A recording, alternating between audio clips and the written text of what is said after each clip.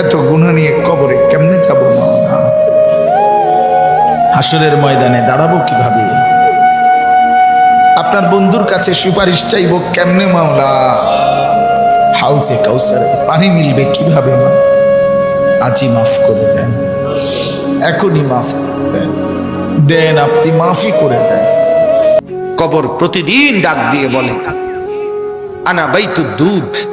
প্রত্যেকের কবর প্রত্যেককে ডেকে বলে, ও আল্লাহর বান্দা, জানো আমি পোকামাকড়ের ঘর, পোকামাকড়ের ঘর।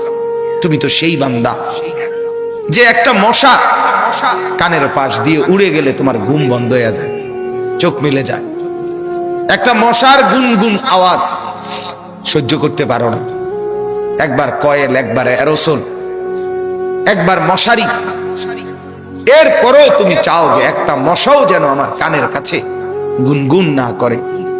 তো 5 ঘন্টার ঘুমের জন্য, 6 ঘন্টার ঘুমের জন্য বান্দা এই যত্ন নিলা, অনন্তকাল কিংবা বছরের পর বছর কবরের যে